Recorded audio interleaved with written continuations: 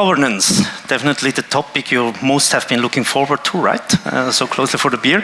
Now, why is it important? I mean, why brought we, with all the other interesting topics today, why we decided to put that on the agenda is because it's completely different than we used to be. So we've heard today a lot about wallets, user, how that's changed, what the possibilities are. We heard about digital assets, you can digitalize and tokenize everything. We heard about decentralization, and that's exactly the topic. How do you govern a decentralized system where you do not have a single owner? Any ideas? Louder?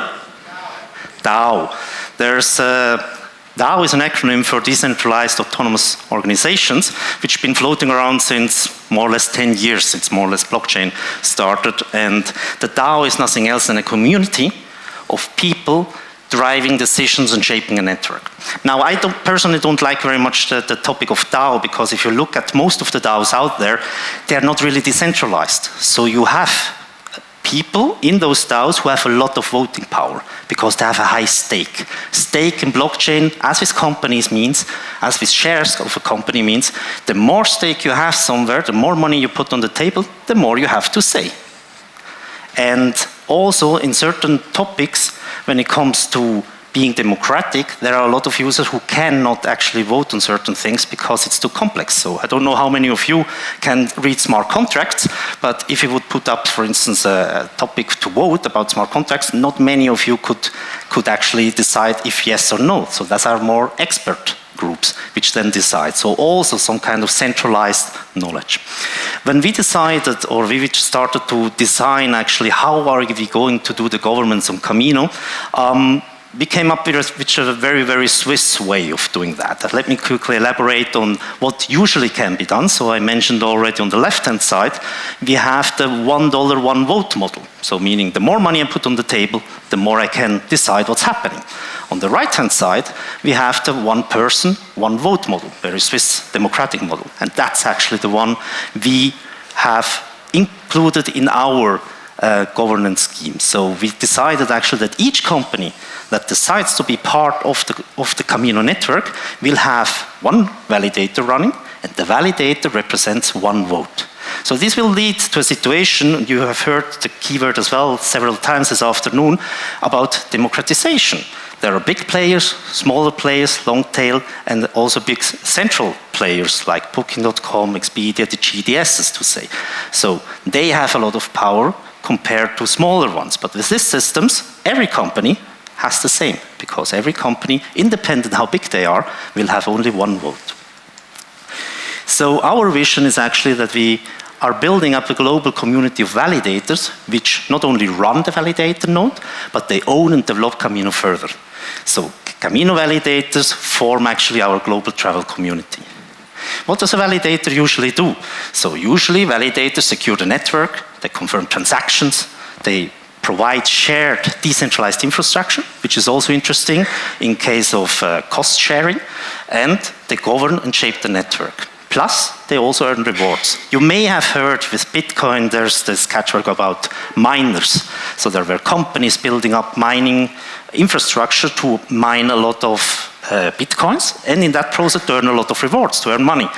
Our system is a little bit different. So what we intend to do is actually you will earn rewards, which will cover your cutting costs. But our intent is not to make you guys rich by running a node.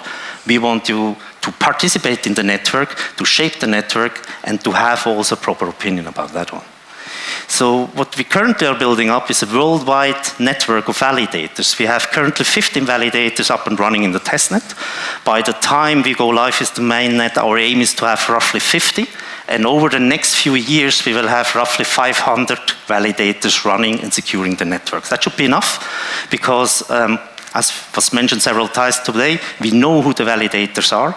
With our proof of stake and authority, we can actually use less validators to secure the network and even transact the transactions much faster.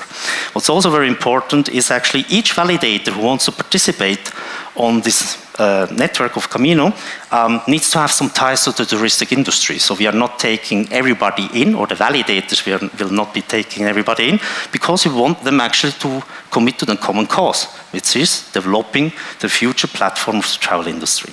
And also we would like to have a very diverse set of validators. So currently we have tech companies, we have hotel companies, we have DMCs, OTAs running validators, and there are a few also classical tour operators already setting up validators. So the more diverse there is, the more the platform will be actually of use for the whole travel industry. How do we now do the governance system? So our aim is actually to build a voting system with space democratic voting on different topics. This is only an extract of the few topics we already know today that will be topics in the future. So on the one hand side, we have fees. It's very important, and that's also one of the main reasons why we decided actually to build our own blockchain network, Camino, that we can control the gas fee. You may have heard in Ethereum, if you minted an NFT, gas price or the price you have to pay for the transaction would skyrocket. And this is not happening here because we actually guarantee that you will always have low transaction fees. And in case the Camino, once public, would go up in value, you will be able to vote on that transaction fee topic as well, so that you can always correct it depending on the public price. There will be definitely things about adding new upgrades to the system, long-term roadmap features we will put to the vote, what are we going to prioritize, and we are also talking about incentive pool. Those who have looked at our tokenomics will see that we have quite a generous share of DApp incentives. This is meant for companies who are interested actually to build something new in Camino, that we incentivize them.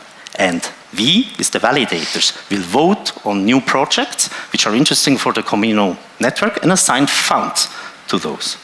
And, very important as well, that community will vote on new validators. So it's not us, Chain for Travel, who actually will decide who's in or who's out. No, it's hopefully all of you in future who will decide who can become a new validator. To become a new validator, as I said, you need to be travel industry related. You need a stake of 100,000 Caminos. Currently, that's a market price of 10,000 euros. You need to be KYB, so know your business, verified, and you need to be admitted by vote. Once we are live, the validators will vote.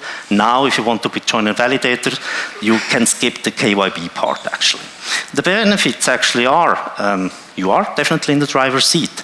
So you become owner and shaper of a new network.